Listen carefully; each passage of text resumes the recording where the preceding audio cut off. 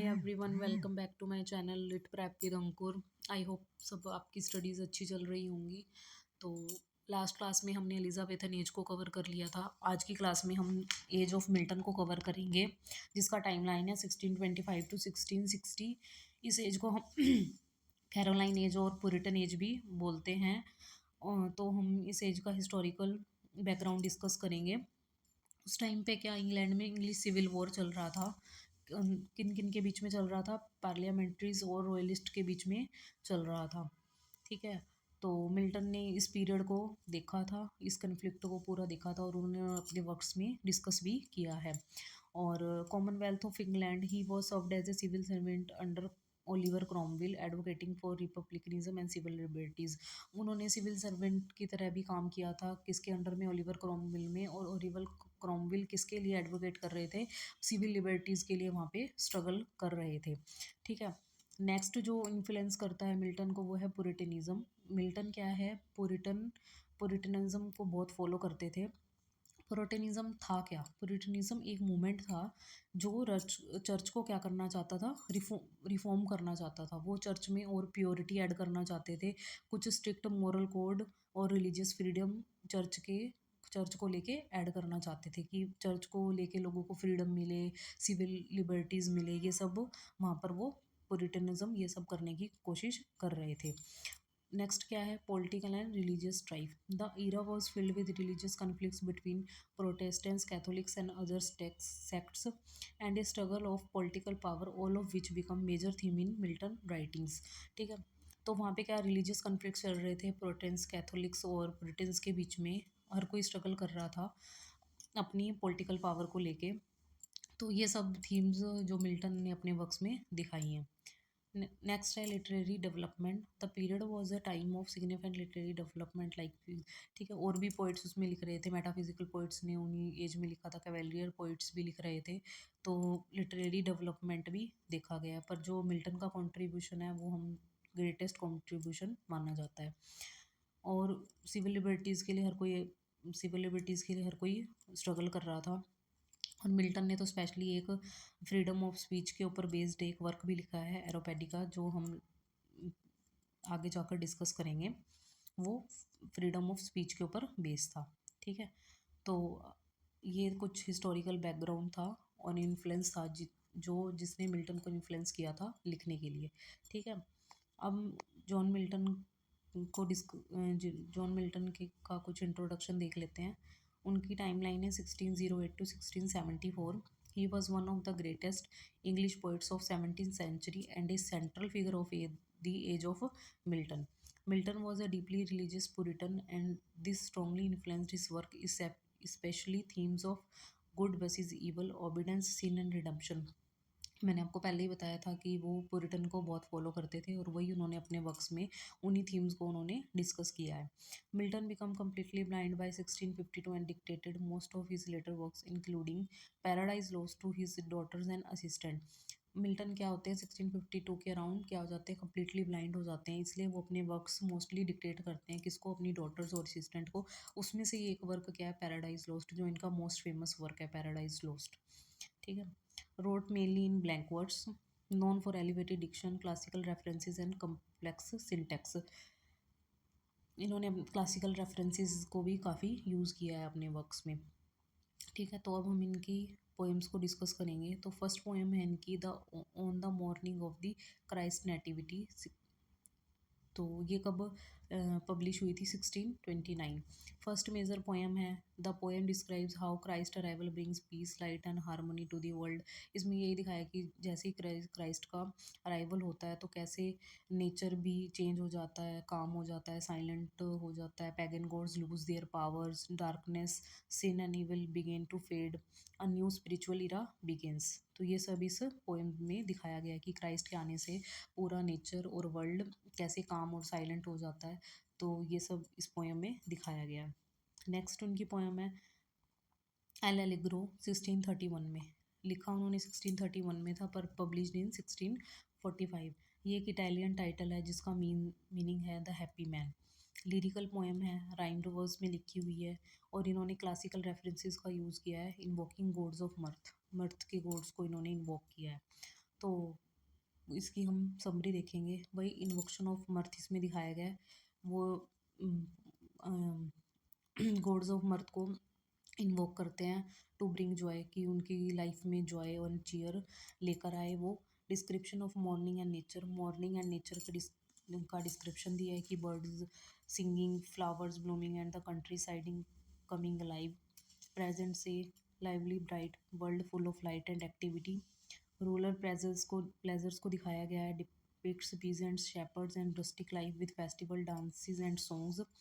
Mainly इसमें morning और nature को शो किया गया है कि वहाँ की लाइफ कैसी है, लोग कैसे अपनी लाइफ को एंजॉय करते हैं। पीजेंट्स हो गए, शेपर्ड्स हो गए, अपनी लाइफ को कैसे वो फेस्टिवल डांसेस एंड सॉन्ग से प्लेजरेबल बनाते हैं। अर्बन एंड कल्चरल जॉयस को दिखाया, describe theatre, music, feast, story telling and social gatherings. Celebrate human creativity and entertainment. Rural passage को भी दिखाया है, अर्बन कल्चरल जॉयस को भी दिखाया है कि वो लोग सोशल गैदरिंग्स, थिएटर, म्यूजिक के थ्रू कैसे अपनी लाइफ को इंजॉय करते हैं। तो कंक्लूजन में क्या है, summarises that A life filled with Joy, laughter and active engagement with the world is fulfilling.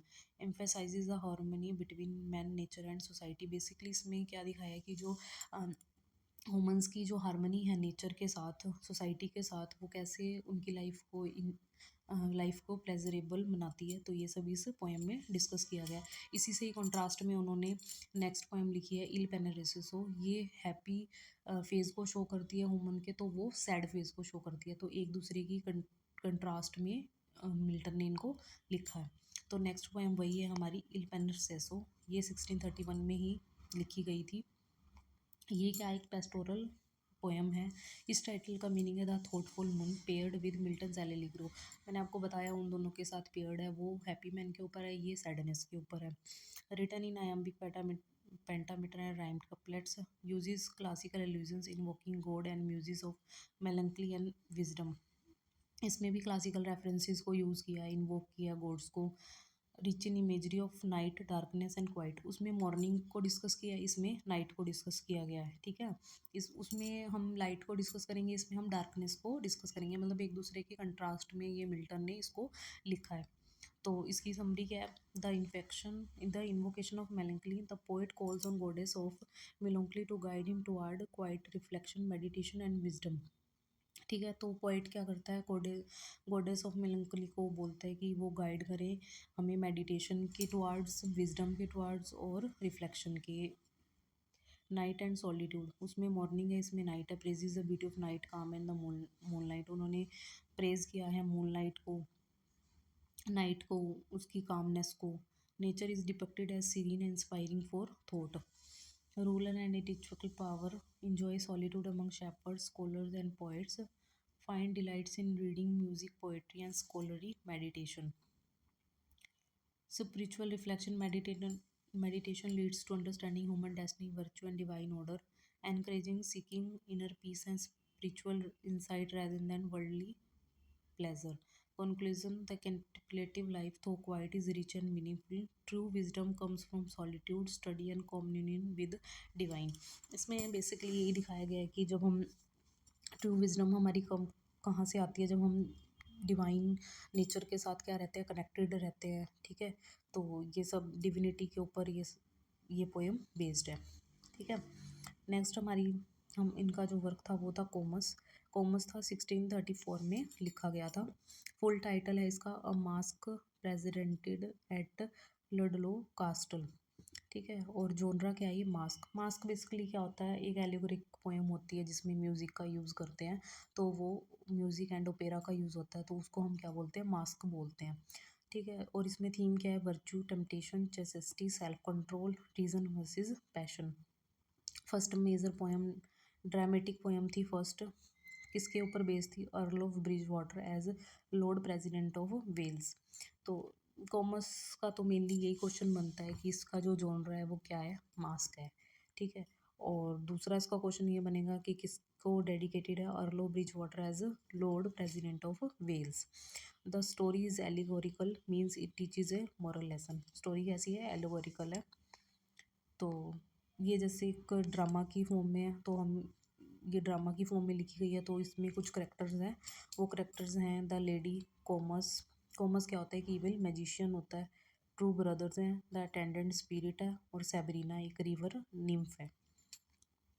Summary क्या है, a lady got gets lost in dark forest while travelling with her two brothers. एक lady होती है, वो क्या forest में गुम हो जाती है जब वो अपने दो ब्रदर्स के साथ ट्रैवल कर रही होती है। She meets Comus an individual mission who symbolizes temptation and sensual pleasures. वो किससे मिलती है, कोमस से मिलती है, जो कि एक इविल मैजिशियन होता है। कोमस क्या करता है, Comus takes her to his palace and traps her in magic chair. वो उसको अपने जादू में फंसा लेता है। He tries to tempt her with pleasure luxury wine and false reasoning. वो उसको अपने प्लेजर लग्जरी से क्या कर लेता है, अपने मैजिक में फंसा लेता है। The lady firmly resist using virtue chastity and strong morally reasoning. Her brothers guided by heavenly spirit to reach the palace to rescue her. उसके ब्रदर को जो हेवली स्पिरिट होती है वो गाइड करती है, उस पैलेस तक वहाँ तक पहुँचाती है। दे कॉल सैब्रीना ए रिवर निमन हु ब्रेक्स कॉमस स्पेल। तो वो क्या करते हैं, सैब्रीना को बुलाते हैं, जो क्या सैब्रीना क्या करती है, उस उस मैजिशियन के जादू को क्या करती है, उस स्पेल जो उसने उसके ऊपर लेडी के ऊपर कर रखा है उसको क्या कर देती है, ब्रेक कर देती है। Now the lady is freed and return safely. अब क्या होता है, वो लेडी क्या हो जाती है, फ्री हो जाती है। तो इस स्टोरी में जो हमें मोरल देखने को मिलता है, और हमें क्या मोरल टीच करता है ये, कि virtue is stronger then temptation and can not defeated by evil. कि वर्च्यू क्या है, सबसे स्ट्रांग है, ठीक है, उस पर टेम्पटेशन कभी भी उस पर जीत नहीं सकता। इविल की कभी जीत नहीं हो सकती, ठीक है, हमेशा गुड वर्सेस इविल में कौन जीतेगा, हमेशा गुड ही स्ट्रांग होएगा। तो virtue is stronger than temptation and can not be defeated by evil. Okay, तो ये क्या थी, कॉमर्स थी। इसके कुछ, इसका एक पहले तो टाइटल याद रखना, जॉनरा याद रखना, ठीक है, और इसके करेक्टर्स देख लेना और इसकी समरी देख लेना। तो ये सब क्या होता है, एग्ज़ाम्स में पूछते हैं। ज़्यादातर इसका जॉनरा पे क्वेश्चन आता है कि किस जॉनरा में है। और मिल्टन की आपको वर्क्स वाइज क्रोनोलॉजी तो याद करनी पड़ेगी, क्योंकि इसकी क्रोनोलॉजी एग्ज़ाम में आती होती है, तो इसके वर्क्स का थोड़ा पब्लिकेशन ईयर भी माइंड में रखना। ओके, नेक्स्ट वर्क है हमारा Lycidas. Lycidas written in 1637. It is a pastoral elegy on the death of his friend Edward King who drowned at sea. ये एक पेस्टोरल एलर्जी है, किसके ऊपर, एडवर्ड किंग। वो बहुत यंग एज में क्या होती है, उनकी डेथ हो जाती है, ठीक है। तो जो मिल्टन है उनके ऊपर क्या लिखते हैं, एक एलिजी लिखते हैं। Milton use shepherds to present poets. उन्होंने शेफर्ड्स का यूज़ करा है किसको रिप्रेजेंट करने के लिए, पोइट्स को रिप्रेजेंट करने के लिए। द पोएम एक्सप्रेसेस ग्रीफ शोक and sorrow at the loss of young talented man. The poet questions fate death and the value of hard work. Life and suddenly, if life ends suddenly. इस poem में क्या grief और शोक दिखाते हैं, क्योंकि बहुत यंग एज में उसकी डेथ हो जाती है, ठीक है। तो पोइट क्वेश्चन करता है कि डेथ एंड वैल्यू, फेट और इन सब का क्या मतलब है, जब एकदम हमारी क्या लाइफ ख़त्म हो जाती है। He criticizes corrupt clergy through the voices of Saint Peter. The poet shift from despair to spiritual comfort showing faith in God justice. ठीक है, पोएम कहाँ शिफ्ट हो जाती है, डिस्पेयर टू। पहले वो बहुत दुख में होता है कि ऐसे क्यों हुआ, मेरी फ्रेंड की डेथ क्यों हुई, वो बहुत हार्ड वर्किंग था, टैलेंटेड था, फिर भी गॉड ने उसके साथ ऐसा क्यों किया। पर लास्ट में ये पोएम कहाँ शिफ्ट कर जाती है, स्पिरिचुअलिटी की तरफ शिफ्ट हो जाती है, कि हमें गॉड के ऊपर विश्वास रखना चाहिए, जो भी वो करता है वो हमारे भले के लिए ही करता है, उसमें हमारा कुछ अच्छा ही होता है। It ends on A hopeful note, Lycidas is not dead but lives attorney in heaven. ठीक है, तो पोएम का एड एक होपफुल नोट पे होता है कि लिसिडस इज नॉट डेड, वो कभी मरा नहीं है, वो हमेशा हमारे अंदर, मतलब वो इस दुनिया में हमेशा रहेगा। The poet राइसेस from grief and gains emotional strength. ठीक है, वो इस दुख से ऊपर आते हैं और उनको एक इमोशनल स्ट्रेंथ इस पोएम के थ्रू पोएट में हमें देखने को मिलती है। तो ये सब जॉन मिल्टन के वर्क्स थे, ये कुछ वर्क्स थे। अभी बाकी वर्क्स हम पार्ट 2 में कवर करेंगे, ये उनके हाफ वर्क्स हैं। नेक्स्ट क्लास में हम उनके अदर वर्क्स को डिस्कस करेंगे, जैसे पैराडाइज लॉस्ट, पैराडाइज रीगेंड, एरोपैगटिका, ये सब वर्क्स उनके पेंडिंग है। वीडियो काफ़ी लेंथी हो जाती, तो मैंने अभी पार्ट 1 डिस्कस किया, पार्ट 2 में मैं अदर वर्क्स को डिस्कस करूँगी। Thank you so much. If you like my content, please share, subscribe, share and like my channel. Thank you and bye.